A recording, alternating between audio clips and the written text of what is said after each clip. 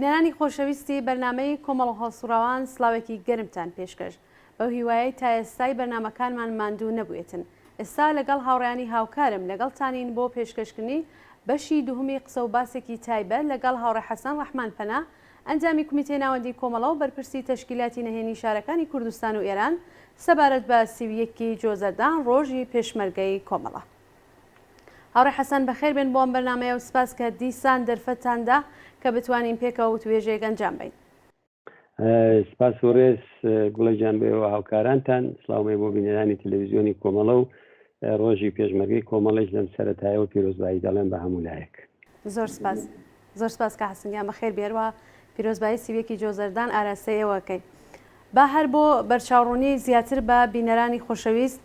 ڕای بگەێنین کە ئەم بەرنمەیە لە درێژەی قسە و باسی هەفتەی ڕابردوومان بوو کا بە بۆنەی ڕۆژی پێشمەرگەی کۆمەڵە و چۆنیەتی پێکاتنی هێزی پێشمەرگەی کۆمەڵە و هەڵوێستی خەڵکی کوردستان لەسەر ئەم هێزە و تواناییەکانی و جیاوازی هێزی پێشمەرگەی کۆمەڵە لە بەرخورد بە ئەرکەکان و جێگە و پێگەی و ئەنجامەکانی ئەو هێزە لەسەر فەزای سیاسی لە کوردستان و لە کۆتاییشدا لەسەر پلانەکانی ڕژیم لەسەر هەوڵدان بە پێچەوانەی نیشاندانی مێژووی بە دروستکردنی فیلمهایەکی پڕ لە درۆ و دوور لە ڕاستی هێزی پێشمەرگەی کۆمەڵە قسە و باسکەین. ئێستا پرسیارەکە وەیە کە کاک حەسەن جیابوونەوەکان و ئینشعابەکان چه کاردانەوەیەکی لەسەر ئەم هێزە بووە بەڕایەوە؟ ئەوەی ڕاستی بێت بۆ هەر حزبێک ئینشعاب و جیابوونەوە تەسیری مثبەتی نییە. لە دەرەجەی ئەوەڵدا خەڵک پێی ناخۆشە خودی و هێزا کا بە لاقل دوو شەقەوە زۆر یا کەم هەرچی بەرحاڵ تەسیراتی باشی نییەوە. بەڵام جاری وای هەیە ئینشعابیش دەبێت بە ئەمریکی واقع دەبێت ئەوەشمان قبول بێ. مەسەلەن ئینشعابی چریکەکان تمەشا بکەی باڵێکی بە ناوی ئەکسەریەت کە لێبووەوە لە ساڵی ئەواخری 1950 ئەمە لە ڕاستیدا بەرەو هەڵدێرێک بوو کە ئەگەر هەموو چریکەکان بڕۆشتاتن بەزێرەر بوو. یا مەسەلەن ئینشعابی ساڵی 2000 ئێمە کە ئەو لایەنەی بە ناوی کۆمەڵەی شۆڕەژێری زەحمەتکێشانی کوردستان و خۆیان ناسان و ئەو جەهەت و هەڵوێستەی کە گرتیان ئەمڕۆکە بە تایبەت تر زۆر بەرەو بەرەیەکی ڕاست و بەرەو لایەنی سەڵتەنەت خواز و دیفاع لە کوڕی شاو ئەوانە ڕۆیشتوون. خۆ بەگەر ئەوە هەمووی کۆمەڵە ئەو وەزگەتەی بەسەر هاتایە زۆر بەزەرەر بوو، زۆر کۆمەڵی بەرەو هەڵدێر بردبوو لە واقعدا. بەڵام ئینشعابێک کە ساڵ و نوێ 2 ساڵەوە پێشتر لە ناو ئێمەدا کرا بەڕاستی ناڕەوا بوو، ناحەق و جێگای نەبوو و دەکرا بە بەحس و دیالۆگ و ئەوانەش ئەو گێڕ و کێشانە چارەسەر بکرایە. جا بۆ یەکانێ مەبەستم ئەوەیە کە جاری وایە ئینشعاب دەبێت بە ئەمری واقع ئیسلام ناپەزیرە. ئەوە بۆ لایەنێک کە شعابەکە تێدا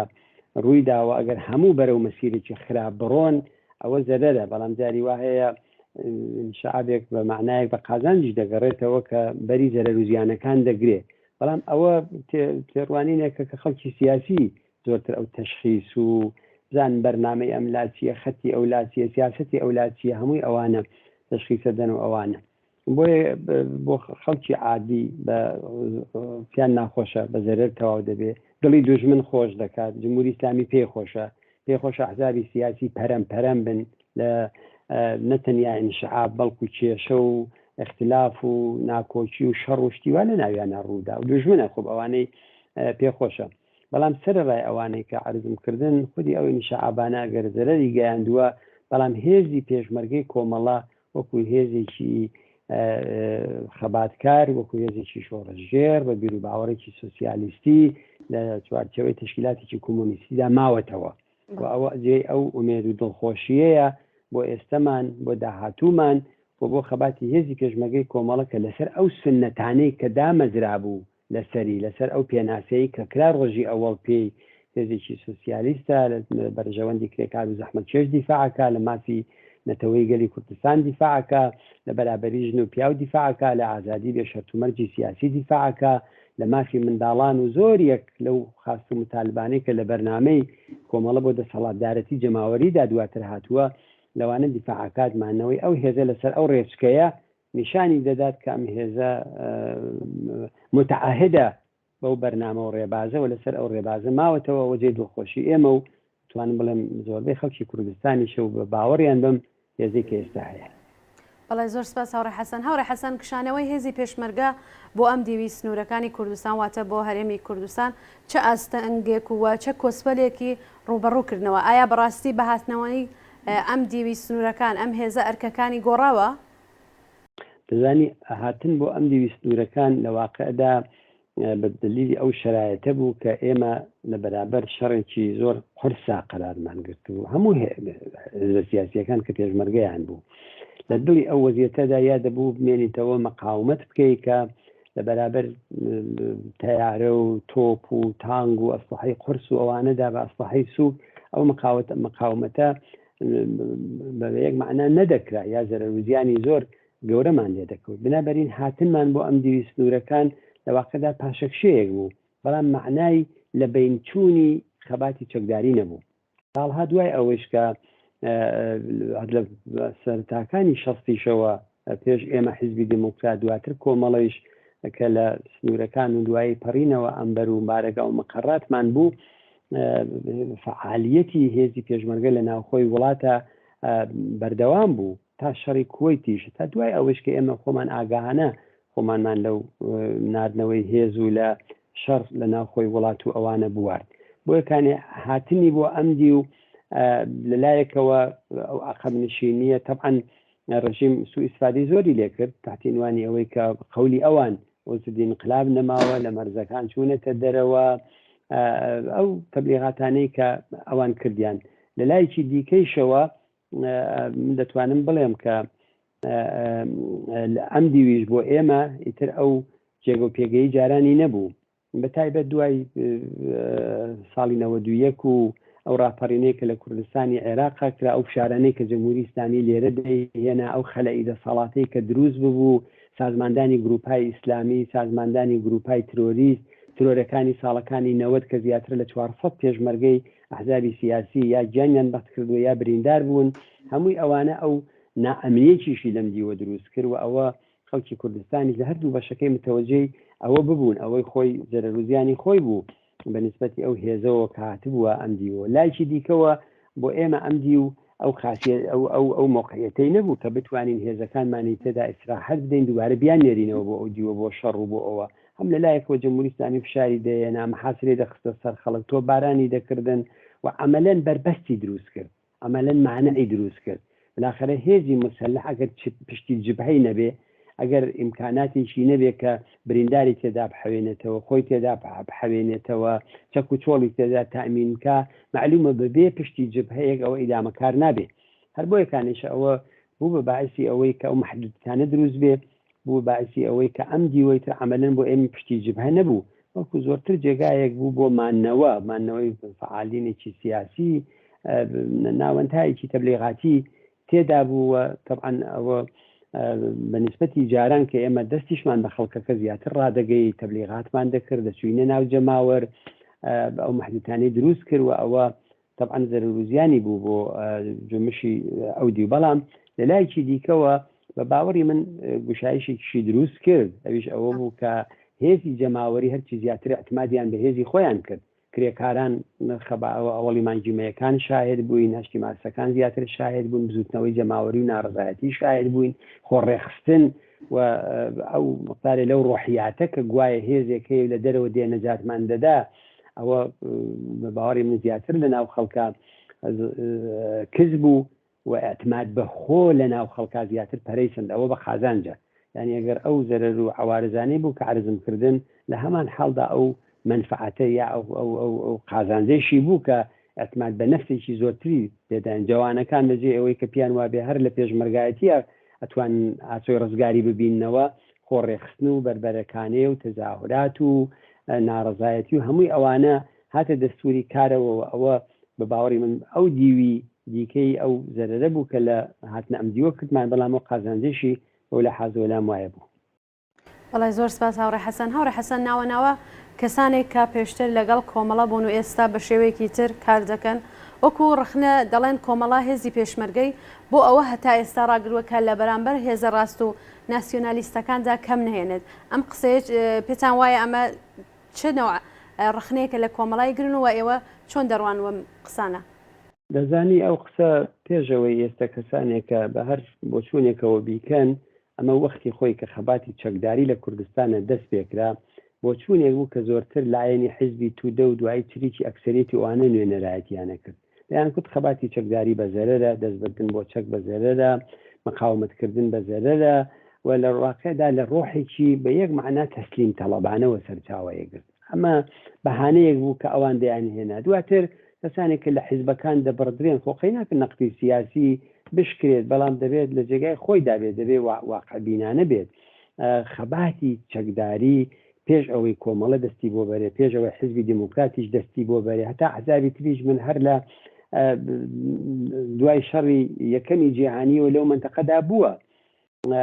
لە کوردستانی عێراقا لە کوردستانی تورکیەدا جنبشهای بۆ ساز بووە خەڵک لە بەرابەری ئەو زۆر و زوڵمە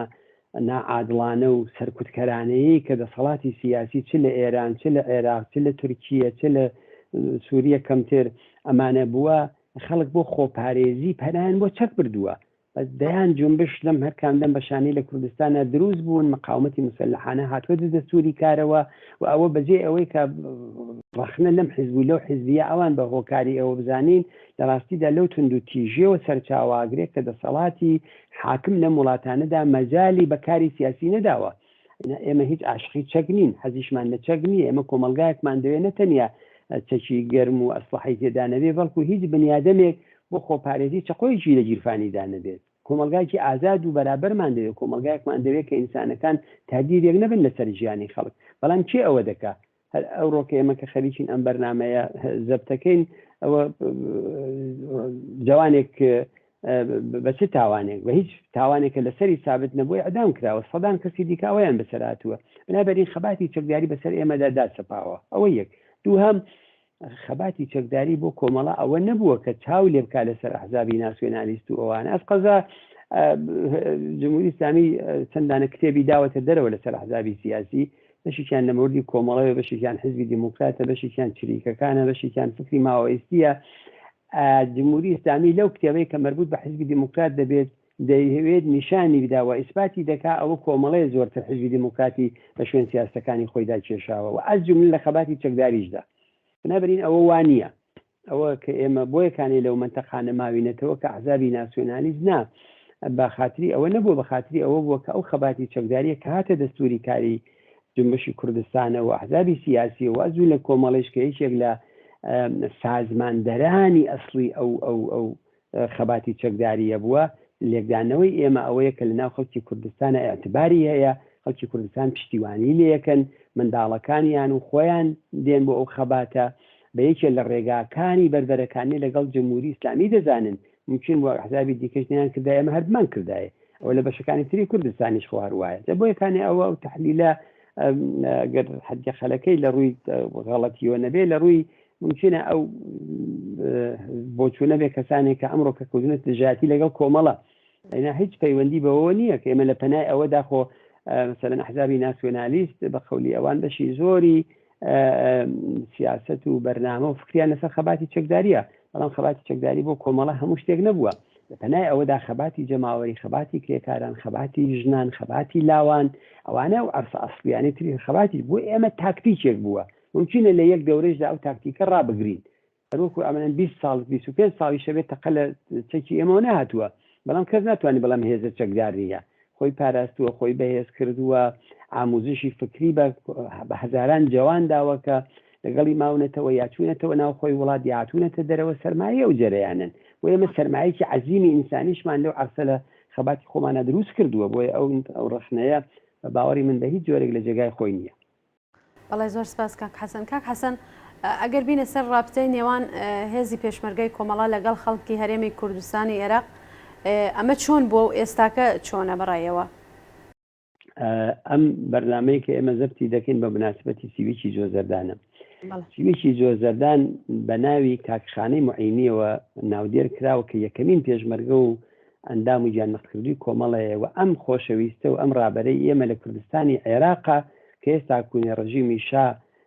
تقریبا 6 مانگی ماوە بۆ ڕووخاندن ئێستا هێزی پێشمەرگە سازمان نەدراوە لەوێ سازماندراوە بنابراین رابطەی ئێمە لەگەڵ خەڵکی کوردستانی عێراقا و لەگەڵ حسابی سیاسی و بەتایبەت لەناو ئەواندا لەگەڵ یەکێتی نیشتمانی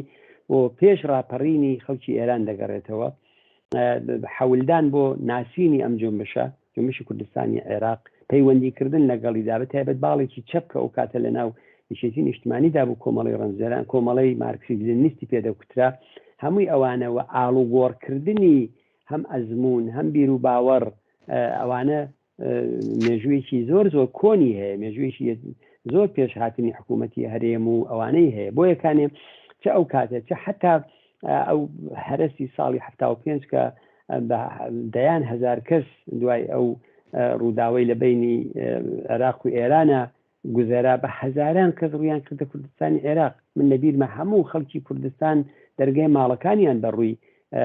ئەو خەڵکە ئاوارەدا کردبووەوە مزگەوت و مەدرسە و هەمووی ئەوانە جێگای حەوانەوەی ئەو خەڵکە بوو یەکانە پەیوەندیی قوڵ لەو بابەتەوە هەیە و بە باوەڕی من کۆمەڵە ئەو پەیوەندی قوڵ کردەوە کۆمەڵە بە رابطەیەکی سیاسیش کە بەرقەراری کرد بە پەیوەندیکی فکریش کە بەرقەراری کرد ئەو رابطەیە زۆر قوڵ بووەوە بە هەزاران ئینسانی کۆمۆنیست لە کوردستانی عێراق تحتی تەسیری بیر و باوەڕەکانی کۆمەڵە و حزبی کۆمۆنیستی ئێران بوون نووسراوەکانی ئێمەیان دەست بەدەست دەکرد تەرجمەیان دەکردنەوە بە عەرەبی دەنێردا بۆ مەناتقی جنوب و دەوڵەتی عێراقیش ئەوانەی دەزانین دەیان جار نووسراوەیان گرت لەسەر مێز تحویل ڕفەقەکانی ئێمەیان دەدا ئەوە ئەدەبیاتی ئێوەیە لێرە خەریکن کاری کۆمۆنیستی دەکەن لەو لاوە خەریکن پێشمەرگەی حزبی شوعی و یەکێتی نیشتمانی و حزبەکانی دیکە دێنە بارەگاکانی ئێوە لەسەر ئەوە ئۆردوگاکانی ئێمە بردومانی شیمیایی کرا دۆڵی بۆتێ لەسەر ئەوە بردومان کرا و 24 کادری ئێمە گیانیان بەخت کرد و چەندین ڕووداوی دیکە کە بۆ ئێمە هاتە پێشەوە بۆیە بەو لە حەزانەوە پەیوەندی کۆمەڵە لەگەڵ خەڵکی هەرێمی کوردستانە پەیوەندیەکی عمیقی سیاسی بووە بیر و باوەڕ بووە خەباتکارانە بووە پەیوەندی بە بزوتنەوەی ئەمدی و ئەودی و بووە هاوسۆزی بۆ ڕەفعی ئیستەمی نەتەوایەتی لە هەرکام لە بەشەکانی کوردستان بووە ئەم دوو لایەنە زۆر لە یەکتری تەغزیان کردووە لەباری هاوکاری و یارمەتیەوە ئەم ساڵانەی آخر بەڕاستی ئێمە خۆمان بە مەدیونی خەڵکی کوردستانی عێراق دەزانین چه ئەو کاتانەی کە موشک باران کراوین چه ئەو کاتانەی کە پێشمەرگەمان گیانی بەخت کردووە لەو مەسیرەدا لە ساڵەکانی نەوەدا هەمیشە و دایم ماڵی خەڵکی کوردستانی عێراق بەڕووی ئێمە داکراوەتەوە ئێمە ئێستا لەسەر ئاو خاک و منتەقەیەکین لە دەوروبەری سلێمانی و لە زەرگوێز بەڕاستی قەرزداری خەڵکی زەرگوێزی ساڵهای ساڵە ئەو خەڵکە وەکو خانەوادەی خۆمان لەگەڵ ئێمە ڕەفتارەکەن ئەوان لەگەڵ ئێمە تێکەڵن ئاومان کارمان ژیانمان هەموو شتێکمان بۆیە بەو لە حەزانەوە کۆمەڵەش وەختێک کە کۆڕەوی ساڵی 91 و ڕژمی بەعس هێرشی ناوە سەر کوردستان هاتە پێشەوە تەواوی مقڕەکانی کۆمەڵە کران و بەڕووی خەڵکە لە کەرکووک و لە منتەقەی گەرمیان و لە شوێنەکانی دیکەەوە داهاتن بۆیە پەیوەندیەکی قوڵی سیاسی خەباتکارانە مبارزاتی لە بینی ئێمە و خەڵکی کوردستانی عێراق دروست بووە لە بینی کوردستانی ئێران و عێراق دروست بوو ئەوە سەرمایەکی بە نرخی سیاسی مبارزاتیمانە دەبێ بیپارێزین دەبێ بەهێزی بکەین دەبێ ئاگامان لی بێ و ئەوە یەکێک لەو شتانەیشە کە بەڕاحەتی جەمهوری ئیسلامیش ناتوانێت بۆ ناتوانێت ئەوەی کە بە سەر مجاهدینیان کرد بەسەر حزب سیاسیەکان لە کوردستانی نیشتەجێی کوردستانی عێراقیکە بە دلیل ئەو پەیوەندیە سیاسی و مبارزاتی کە دروست بوو بە دلیل خەڵک ئەو ئیجازە نەدەن بە جەمهوری ئیسلامی بێنێەوەکە هەر ئەو بردومانەکانی پارێکە کرا بە سەدان کەس داهاتنە بەر مەقەڕەکانی ئێمە دەیان کرد ئەوە ماڵەکانمان کراوە ئەوە ماشێنمان هاتوین ئەوە چەکەکانمان ئەگەر جەمهوری ئیسلامی خەیاڵێکی بێ ئێمە دیفاعەکەین وەکانی ئەو پەیوەندیەکی مبارزاتیە پەیوەندیەکی کۆنە مێژوویەکی تاریخی هەیە و من لام وایە ئێمە دەبێت لەسەر قۆکردنەوەی زیاتری ئەو پەیوەندیە لەسەر دڵسۆزی زیاتری ئەم دیۆدی بۆ یەک و بۆ ڕزگاریەکی نەتەوەییش کە ئەو ستەمە لە هەردوو لا دەچێت دەبێت هاوخەبات بین دەبێت جیا لە خەباتیش بۆ لە بینبردنی ستەمی چینایەتیش کە لە هەردوو بەشەکە هەیە ئەوەش ئەو دەردە مشتەرەکەیە کە خەڵکی کوردستان یەکتری تێدا دەبینەوە هاوکاری یەکتری دەکەن و ئێمە دەبێت ئەو پشتیوانی و هاوخەباتیە زۆر بە ڕێزەوە چاو لێ بکەین و پێشمەرگەی کۆمەڵە زۆر خزمەتی کردووە بە پتەوبوونی ئەو رابطەی مبارزاتیە و ئەو ساڵانەی ئەخیر خەڵکەرکی زیاتر ئێمەیان ناسی و ئێمە لەگەڵ خەڵک تێکەڵ بووین تەنانەت رابطەیەکی خوێنی دروست بووە بە دەیان پێشمەرگەی کۆمەڵە ئەزدواجیان کردووە لە کوردستانی عێراقا هاوسەر منداڵ هەمووی ئەوانە ئەو تێکڵاویەی هەرچی زیاتر خۆڵ کردوێتەوە بەڵێ زۆر سپاس کاک حەسەن. کاک حەسەن لە جریانی شۆڕشی ژینا یان ژیان ئازادیدا کاتێک کە ڕژیم هێرشی نظامی دەکرێت سەر خەڵک بەردەوام لەلایەن خەڵکی کوردستانەوە فشار دەهات بۆ ئەحزاب و بەتایبەت کۆمەڵە و ئەیانوت ئەم نیروتانە ئەم هێستانە بۆ کەی داناوە بۆ نایەنەوە. هۆکاری ئەم بڕیارەی کۆمەڵە و بەگشتی جەریاناتەوە حزبە سیاسیەکانی کوردستان چی بوو؟ بە نظری من ئەوەی کە ئێمە ئەو کارەمان نەکرد وشیاری و ژیرێکی سیاسی تێدا بوو. ئەگەر ئێمە ئەو کارەمان کردایە طبعاً هەموو حزبەکان جوابمان بە احساساتی جوانانێک دەدایەوە کە حەزیان لە تەقە بوو، حەزیان لە شەڕ بوو، حەزیان لە بربەرەکانێ بوو، مەقاومەت بوو، ئەوە مەشروع بوو ئەلبەتە بەرحەقە، ئێستش بەرحەقە ئەو داوایە ئەو بەڵام بۆ حزبێکی سیاسی مهم ئەوەیە کە نەختێک ئایندە نگەر بێ دەبێت چوار هەنگاو ئەولاترەوە ببینێ. بۆ ئێمە دەمانزانی کە جمهوری ئیسلامی لە کوردستانە بە تەنیا ناڕوخێ، دەمانزانی کە حتا شرایەتەکە وەکو ساڵی 57 نییە کە ئێمە لە ساڵی 57 تاکە شرایەتێک دروست بوو، بزوتنەوەی جەماوەری ئێستا لە ئێرانە لە ئارادا بوو، بزوتنەوەی کرێکاری بوو، دانیشگاکان بوون، خەباتی ژنان بوو، جمهوری ئیسلامی فشاری بوو هات شەڕی سێمانگە ئاتەش بەسی کرد خومەینی. بەڵام ئەو دەورەی کە دروست بوو بە دلیلی ئەوەی کە ئێستا کوێ بزوتنەوەکە بەعام نەبوو، گشتی ئێرانی نەگرت بووەوە لە هێندێک لە ناوەندەکان و بەتایبەت لە حاشیەی شارە گەورەکانی شابوو لە سیستان و بەلوچستان لە کوردستان بە ئەو سێ چوار ئوستانەی کە ئەوستانی کوردستان دەناسرێن لەو شوێنانە بوو. بنابەرین ئێمە دەمانزانی کە ئەم بزوتنەوەیە ڕاوەستانی تێدەکەوێت، پاشەکشەی تێدەکرێت و دەستبردن بۆ خەباتی چەکداری لەو کاتەدا ناردنەوەی هێز ئەس قەزا ئەوە داوێک بوو، تەڵەیەک بوو کە جمهوری ئیسلامی نابوویەوە بۆمان. جمهوری ئیسلامی زۆری پێخۆش بوو کە هێزە سیاسیەکان هێز بنێرنە ئەو دیوەوە، زۆریان پێخۆش بوو بڵێن ئەوە شاری شنۆ هاتووە و پێشمەرگە ڕزگاری کردووە و مەهاباد ئەو پێشمەرگەی خەریکە ئەو کارانە دەکات و بۆکان و شوێنەکانی دیکە کەمتر تەبعەن ئەوانە هەمووی بە قازانجی جمهوری ئیسلامی دەشکایەوە، قەتڵ و عامی دەکرد، کوشتاری دەکرد. ئێمە پشتی جبهەیەکمان نەبوو کە هێزەکانمانی تێدا بحەوێنینەوە وەختی خۆی کە ئێمە شەڕی 24 ڕۆژەی شاری سنە کۆمەڵە سازمانیدا و فەرماندەکەی کاکشوان و فەرماندە نیزامیەکانی کۆمەڵە بوون، نیو سەعات دەدێک هاتنە ئەو دی و شاری سنەوە مەقەڕ و بارەگاکانی کۆمەڵی تدا و بە هەزاران کەس تێدا حەوایەوە. وەختی ئێمە سەقزمان لە دەزدا لە دەوروبەری سەقز لە ساڵتەکەوتوو کە 15 کیلومتر لە ئینۆ دوورە مەقەرمان لەوێدا بوو، لە شوێنەکانی دیکەدا بووین یا لە ناوچەی بۆکان دۆڵی ئاجیکەند و ئەو مەسیرە هەمووی ئەتاکوونێ بەشێکی زۆری نزیک تا مەهاباد بارەگا و مەقەڕەکانی ئێمە ئەولاتر حزبی دموکرات و هەمووی ئەوانەی تێدا بوو. بەڵام ئەگەر ئەم سەفەرە ئێمە ئەو خەباتی چەکداریمان ببردایەتە ناو شارەکان و ئەگەر پێشمەرگەمان ناچار بە پاشەکشێ بووایە، ئەگەر گیان بەختکردومان بووە دەبوو چمان بکردا پاتاتینەوە کوێ بۆ یەکانی ئەوە شەڕێکی زوودڕەس بوو. جمهوری ئیسلامی ئێستەیش پێی خۆشە جمهوری ئیسلامی ئەو شەڕە تەحمیلکا بە خەڵکی کوردستان لەلایەکەوە ئەو پێی خۆش بوو بڵێ ئەم شۆڕەشەی کە دەستی پێکردووە ئەم خەباتی ژیان ئازادیە کە لە گۆڕستانی ئایچیۆ و دوای ناشنی ژینا دەستی پێکرد بڵێ ئەمە هەڵقوڵی ناخی ئەو خەڵکەنی و حزبە سیاسیەکانن ئەوانی دەرەوەی وڵاتن ئێستش پێشمەرگیان ناردێتەوە بە قەولی ئەوان بۆ ئەوەی کە جمهوری ئیسلامی پێدەڵێ خراپکاری بکەن. بنابەرین ئەوە هوشیارێکی سیاسی بووە لە پێش هەموو کەسێکەوە کۆمەڵە بوو کە وتی نابێ بچینە ئەو مەیدانەوە و ئێمە فشارمان زۆر لەسەر وەڕووکە خۆشتان وتان زۆر تەلەفۆنیان بۆ کردن ئەگەر خۆتان نایەنە چەکەکانمان بۆ بنێرنەوە هەر ئێستش بە سەدان کەس لەو گەنجانە دەڵێن ئاتەسمیمەکەی ئێوە دروست بوو چون ئێمە کوردستانمان خۆ بۆ ئازاد نەدەکرا لەو شرایەتەدا. ئەو ئازادکردنی کوردستان دەستەجی بە خەباتێکی یەکگرتووانە و سەرتاسەری لە ئاستی ئێرانە هەیە. ئەوەی کە ئێمە بەردەوام هاوارەکەین تەبلیغی بۆکەین خەڵکی بۆ هانەدەین کاکیجان جنبشی کوردستان نابێت لە جنبشی سەرتاسەری جیابێتەوە ئەم جنبشە دەبێت تێکەڵ بێت. بۆ یەکانە ئێمە ئەو کارەکە نەمان کرد هۆکارەکەی بۆ ئاو واقعیەتانی ئەمڕۆکە دەگەڕایەوە. ئەمڕۆکە لە وەزیەتێکی خراپترە جنبشی کوردستان دەچوە پێشەوە. ئەمڕۆکە جنبشی کوردستان زۆر دەستکەوتی بەدەستێناوە، زۆر یەکگرتووی بەدەستێناوە، زۆر هاوخەباتی دروست کردووە لەگەڵ باقی شوێنەکانێک و بەری ئەو تەبلیغاتی جمهوری ئیسلامیشی گر کەوە لە دەروی سنوورەکان خەریکن دێن و ئەفرادی مسلحن نەخێر لە ناو دڵی شارەکان و لە ناو دڵی شەقام و کۆڵان و کارگا و مەزرا و ئەوانەوە ئەو خەڵکە خەباتیان کردووە. بنابەرین ئەو ڕەخنەیە ئەو داواکاریە ڕاستە وتم مەشروعە، ئێستەش مەشروعە. خەڵک تووڕەن لە جمهوری ئیسلامی جینایەتکارە حەقیانە بڵن پەلاماری چەک بدەین فڵان بکەین و ئەوانە. بەڵام حزبی سیاسی هونەرەکەی ئەوەیە دەبێت چوار هەنگا ئەولاتی خۆشیەوە ببینێ کۆمەڵە ئەوەی بینی حزبەکانی تریش ڕەچاویان کرد و ئەوە سیاسەتێکی بە باوەڕی من دروست بوو. ئەلئانیش دەبێت هەر ئەو سیاسەتە ئێدامە بدەین خەباتی چەکداری کاتوساتی خۆی گەرەکە کە ئێستا ممکنە بەرنامەکەی ئێوە مەجال نەدا لەسەر ئەو کاتە زیاتر بڕۆی. بەڵێ زۆر سپاس کاک حەسەن. کاک حەسەن لە کاتی ئێستادا ڕژیم دەستی کردووە بە کۆمەڵی گوشار بۆ سەر عێراق بەگشتی و هەرێم بە تایبەتی سەبارەت بە بوونی هێزی ئۆپۆزیسیۆنی کوردستانی ئێران لە خاکی هەرێمی کوردستانی عێراق ئەمە بووە هۆی دروستبوونی نیگەرانی لە نێو خەڵکدا. دەکرێت بۆ بینەران ڕوون بکەنەوە ئامانجی ڕژیم چییە و هەڵوێستی کۆمەڵە لە بەرامبەر ئەمە چی بووە؟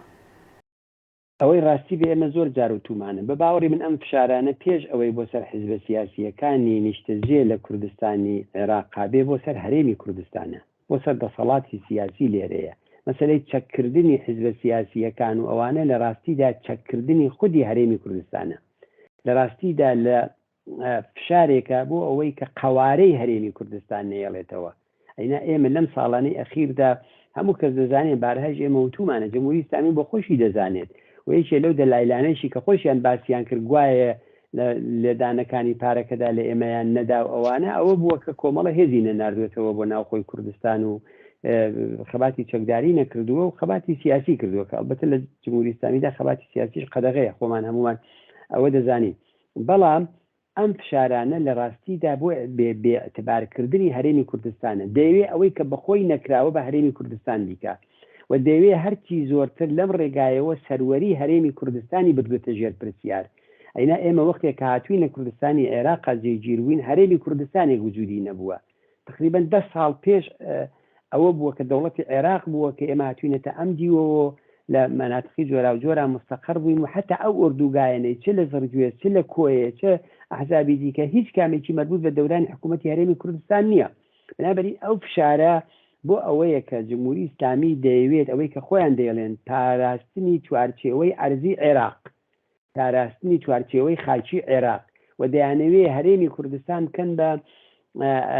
حاڵەتێکی ئۆستانی پێ بدەن ئەم قەوارەی هەرێمە نەمێنێ دەوڵەتی هەرێم نەمێنێ پارلمانی کوردستان نەمێنێ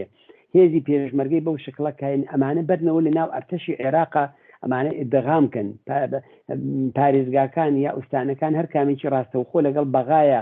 تەحامل و پەیوەندی ببێت و ڕابطەی هەبێت و ئەوانە ئەمانە لە ڕاستیدا فشار لەسەر ئەوانە ئێمە بەهانەی ئەینا حیزبەکانی تریژ وتویانە حتا جەریانی حزبی دموکراتیش کە وەختی خۆی ڕاستانی ڕاگەیاند بوو چەند ساڵە ئەوانش پێشمەرگەیشیان نەچوێتەوە بۆ کار و عملیاتی چەکداریش استفادەی لێ ناکەن. بنابەرین ئەمە بەهانەیە ئەمە بەهانەیەکە کە وەکو عەرزم کردی بۆ مەسئلەی عێراق ئەوەیە کە ئێران باتەوەجوو بەوەی کە لە بەغا هەرچی زۆرتر نفوزی هەیە هێزە شیعەکان تەرەفداری ئەون هەشتی شعبی جمهوری ئیسلامی دروستی کردووە ئاموزشی داوە هەمووی ئەوانە دەیەوێت ئەم هەرێمی کوردستانە لەبین بەرێت بەشێک لەو کێشانە ئەوە بووە کە لە ماوەیشدا ئەوەندەی کە ئێمە بیستومانە کە هێزی سنوور پارێز هاتوونەتەوە سنوورەکان هێسایەکن کە لە دەرەوەی کوردستانی هاتوون فەرماندەکانیان لەوان و دەیانەوێت بە موازاتی هەموو مەرزەکە ئەو هێزە جێگیرکەن ئێرانیش لەو دیوە هێزی تایبەتی خۆی جێگیر بکات و بە قەولی خۆیان لەو ڕێگاوە بەرگری بکەن لە هاتوچۆی پێشمەرگە لە سوورەتێکا پێشمەرگە هاتوچۆی نەکردووە بەرگری لە کۆڵبەرەکەن بەرگری لە خەڵکی کەتیکەیە نان خەریکن لەو مەرزەیە پەیاکەن بەرگری لە هەمووی ئەوانەکەن بۆیە ئەم کردەوەی جمهوری ئیسلامی لە ڕاستیدا ئەگەر بەهانەکەی ئەحزابی سیاسیە ئەم بەهانەیە خودی هەرێمی کوردستان تاو جێگای بە ئێمە دەگەڕێتەوە چ دەکەین ئەوانە ئێمە بارها وتومانە ئێمە تەسلیمی ئەو سیاستانەی جمهوری ئیسلامی نابین بارگاکانی ئێمە بارگای بەو معنایە نظامی خەریکی ڕۆژانە ئاموزش و تەدریب و ئەوانە بین ئەوە نییە بارگایکی سیاسیە خەڵکی نەخۆش و بە ساڵاتچووی تێدایە منداڵی تێدایە مەدرسەی تێدایە هەر ئەو زڕگوێزەی کە هەیە دەرمانگای تێدایە کە ڕۆژانە بەدەیان کەس لە شوێنە جۆرا جۆرەکان و دێن و سەری لێدەن تەداوی دەکرێن بنابەرین ئەوەیە ئەو مەخەڕ و بارگاکانی ئێمە بەس کەوایە ئێمە تەسلیمی ئەو سیاستە نابین وتومانە بەڵام شوێنە غێری نظامیانە UN ئەتوانێت سەرپەرستی بکات ئەتوانێت ئاگای لێبێ ئەتوانێت چاودێری بکات وە بێزگە لەوە چەکی ئێمەش لێرەدا چەکی تعرض نییە چەکی دیفاعات بۆ خاکی ئێران نییە کە ئێمە تعرضی پێ بکەین خاکی عێراق بە هەرێمی کوردستانیشمان وتووە کە ئێمە لەو چەکە بۆ تعرضکردنی استفادە ناکەین بەڵام ئێمە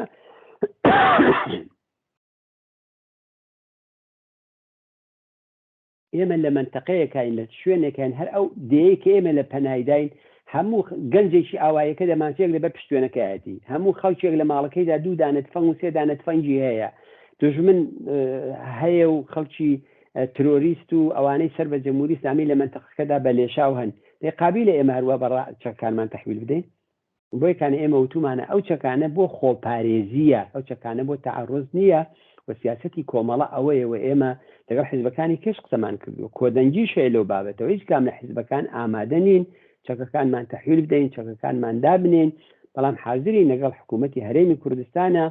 کار ئاسانی بکەین بۆ ئەو فشارانەی کە جەمهوری ئیسلامی لەسەر ئەوان هەیەی و نێڵین ئەوان هەرچی زیاتر لەو بابەتەوە فشار بێنەوە داواشمان لە حکوومەتی هەرێم کردووە کە ئەوانیش وە دەوڵەتی عێراقیش وەکو دەوڵەتێکی سەربەخۆی خۆ ئەوە بەشێک لە ئێران نین کە ئێران ئاوای داعای هەیە بەسەریدا ئەوانیش دڵنیا بن لەوەی کە ئێمە و حسابی سیاسی دیکەیش دەتوانم بڵێم بۆ ئەوەی کە جمهوری ئیسلامی دەیڵێت بۆ ناوخۆی وڵات لە مەرحەلەیەدا لەو کارانەی ئیستفادە ناکەن. بەڵای زۆر سپاس کاکە حەسەن. کاکە حەسەن وەکو دوا پرسیار پێتان وایە هێزی پێشمەرگەی کۆمەڵە لە داهاتووی خەباتی ڕەوای کۆمەڵانی خەڵکی کوردستاندا چه دەورێک دەتوانێت ببینێت؟ ئەم هێزە هەر ئێستا پاڵپشتی ئەو خەباتەیە ڕاستە خەباتی چەکداری ناکە ڕاستە ناچێتەوە ناوخۆی وڵات هێز نانێرێتەوە عملیات ناکات بەڵام ئەم هێزە لە ئەگەری سەرهەڵدانی هەر بەرامەدێکی جەماوەری و توودەییدا لە ئەگەری هەر قیام و ڕاپەڕینێکە هێزێکە کە پشتیوانی ئەو قیام و ڕاپەڕی نابێت ئەم هێزە لە نەمانی جمهوری ئیسلامی لە کوردستاندا تەبعاً لەگەڵ هێز و لایەنەکانی دیکە پارێزەری ئەمنیەت و ئاسایشی خەڵکی کوردستان دەبێت ئەم هێزە مدافعی حاکمیەتی جەماوەری دەبێت لە کوردستانە ئەم هێزە دیفاعی لە شوراکان و دروستبوونی شورا و هێزی جەماوەری و هێزەکانی کرێکاران لاوان ژنان هەمووی ئەوانە دەبێت بنابەری ئەگەر ئەمڕۆ کە ئەم هێزە خۆی بە فکر بە سیاست بە بیر و باوەڕ تیار دەکا و ئاموزش دەدا و خەریکی کاری سیاسیە لە مەرحەلەیەکی دیکەدا ئەو وەزایفە دەتوانێت بگۆڕدرێت و ئەو مەرحەلەی ڕاپەڕینێکە کە من چاوەڕوانی ئەوە دەکەین پێم وابێت کە ئەم شۆڕشی ژن ژیان ئازادیە لە دەروونی ئەو کۆمەلگایدا هەر دەکڵێ و ڕۆژێک تعینی تەکلیف دەکات لەگەڵ جمهوری ئیسلامی و ئەو ئەقداماتانێکی کە جمهوری ئیسلامی ئێستا دەیکات زۆرتر بۆ بەرگریە لەسەر هەڵدانەوەی سەر لە نوێی ئەم خەبات و مبارزەی کە ئێستا لە ئارادایە بۆیە ئەرچی ئێمە لە شرایطی ئێستادا کاروباری سیاسیە خۆ ئامادەکردنە بە فکر بە ئارمان بە بیر و باوەڕ جریانێکی سوسیالیستی لە کۆمەلگای کوردستانە وەک تەقوێتی جریانی چەپ و کۆمۆنیستی ناو جامعەی کوردستان ئەو بزوتنەوانەی کە ناو دڵی ئەو جامعەدا هەیە بەڵام لە مەرحەلەیەکی دیکەدا کە مەرحەلەی شۆڕش و ڕاپەڕین و نەمانی جمهوری ئیسلامی ئەرکی ئەم هێزە دەگۆڕدرێ بۆیە ضروری ئەم هێزە بپارێزرێ ضروری ئەم هێزە تەقوێت بکرێ ضروری ئەم هێزە ئاموزشی هەرچی زیاتر لە هەر بابەتێکەوە بۆ بەرەنگاربوونەوەیشی لە شرایطێکی سەختا ببینێت و کۆمەڵیش ئەو ئەرکی سەرشانیەتی ڕاهبەری کۆمەڵە کارکی زیاتر ئەم هێزە لە بواری سیاسی و فکری و ئەوە بپارێزێ وەرکو ئەرزشم کردی لەینەکەی دوای پێشومان ئەم هێزە هێزێکی دیفاعیە ئەگەر بەشێکیشی لە ئوردوگاکانیدا چەکی پێەیە بۆ پاراستنی دەوروبەر و بۆ پاراستنی ئەمنیەتی خۆیەتی زۆربەی ئەو هێزە لە شوێنی دیکەیە ئەو هێزێک کاتوانێت لە هەر جێگایەک بێوێت مانۆر بدا حزور پەیدا بکات و ئەوە جمهوری ئیسلامیش ئەوە دەزانێت ئەرزشم کردیت ئەوە بەهانەیە مەسەلەی کوردستانی عێراق و دەبێت چەک بکرێن و ئەوانە بەهانەیەکە کە نیگەرانە لە دواڕۆژی کوردستان لە دواڕۆژی منتەقەکە و دەیەوێت هەرچی زیاتر هێژمونی خۆی لەوبارەوە بەرێتە پێشەوە بۆ یەکانێ بەهێزکردنی فکری و سیاسی و تەشکیلاتی ئەم هێزە هەرکی ئێستا و داهاتووی کۆمەڵیشەوە لە دواڕۆژیشدا ئەم هێزە لە خزمەت هەروەکو تا ئێستا بووە لە دواڕۆژیشدا لە خزمەت خەڵکی کرێکار و زەحمەتکێش دەبێت. بەڵێ زۆر سپاس کاکە حەسەن کە مەجالتانجا لە دوو بەرنامەی کۆمەڵە سوڕەواندا بەشدار بن. من پرسیارێکم نەماوە ئەگەر خۆتان شتێکی تایبەت و جێسەرنج هەیە کە باستان نەکردووە فەرموون. منی سپاسانەکەم ڕۆژی سیوێکی جۆزەردان جارێکی کە پیرۆزبایی ئەڵێم بە بنەماڵەی سەربەرزی گیانبەختکردوانی ڕیزەکانی ئەم هێزە تێکۆشەرانی سیاسی بەس هەزاران پێشمەرگەی کە بەهۆی شرایطی ژیانیان چوونەتەوە ناوخۆی وڵات بەڵام یادەوەریەکانیان چەک و کۆڵە پشتیەکانیان هەر لە لای ئێمەیە ئەوانە هەر هاوڕێمان هاوسەنگەرمانن هەروەها لە دەرەوەی وڵات ئەلاڕەغمی هەر ڕەخنەیە یا هەر کەم و کوڕیەک ببێ دڵنیام لە شرایطێکی دیکەدا ئەوانە ئەوە هێزن کە کۆمەڵە تەقوێتەکەن چەپ و سوسیالیستی کوردستان تەقوێتەکەن لە بەرابەر کۆنەپەرستیدا لە بەرابەر کۆماری ئیسلامیدا لە بەرابەر هەمووی ئەوانەدا ڕادەوەستن درود دەنێرم بۆ هەمووی ئەو کەسانەی کە عەزیەتیان کێشاوە بریندار بوون و ئەوانە هەر هاوڕێ و هاوسەنگەری ئێمەن ڕوو لە لاوانی کوردستانی ژێستە کە مەیدانێکی بەرینی خەباتمان بۆ کراوەتەوە خەباتی ئێمە هەر پێشمەرگانە نییە لە ناوخۆشە دەبێ خۆڕێخین دەبێ خۆ سازمان بدەین دەبێت لە بەرابەری پیلانەکانی جەمهوری ئیسلامیدا ڕاوەستین و دەبێت ئیجازە نەدەین هەر ڕۆژێ نەفرێک و دوو نەفەرمان بە بیانوهای جۆرا و جۆر لێ ئەعدام بکەن لێمان ترۆر بکەن لە سیاساڵەکانە ڕایان گرن و کاتی خەباتکردن و ناڕەزایەتی دەربڕین و خۆسازماندانە بۆ کۆتایی هێنان بە تەمەنی یەکجاری جەمهوری ئیسلامی لەگەڵ باقی خەڵکی ئێران بازم تاکید دەکەمەوە ئەو پەیوەندیە زۆر گرنگە پەیوەندی کوردستان لەگەڵ ئێران و ئەو دەورەی شۆڕشی ژیناش نیشانیدا کە ئێمە بەتەنیا ناتوانین سەرکەوتن بەدەستبێنین و ئەو سەرکەوتنە ئەمرێکی عمومی و تێگڕاییە هیوادارم بەرنامەکە جێگای ڕەزامەندی بوو بێت و سپاس بۆ ئێوەش کە عەزیەتان کێشا ئەم دەرفەتەتان بەخسان دیسان سپاس بۆ ئێوە هاوڕێ حەسەن ڕەحمانپەنا ئەندامی کۆمیتەی ناوەندی کۆمەڵە و بەرپرسی تەشکیلاتی نەهێنی شارەکانی کوردستان و ئێران کە لەم بەرنمەیەدا کە بە بۆنەی سیویەکی جۆزەردان ڕۆژی پێشمەرگەی کۆمەڵە بەشدار بوون با پیرۆزبایی ئەم ڕۆژە لە ئێوە و هەموو پێشمەرگەکانی کۆمەڵە و بنەماڵەی سەربەرزی گیان بەخکروان کۆتایی بە بەرنمەی ئەم جاریشمان دێنین بینەرانی عەزیز تا بەرنمەیەکی تر و کۆمەڵە هەڵسوڕاوانێکی دیکە ماڵەوە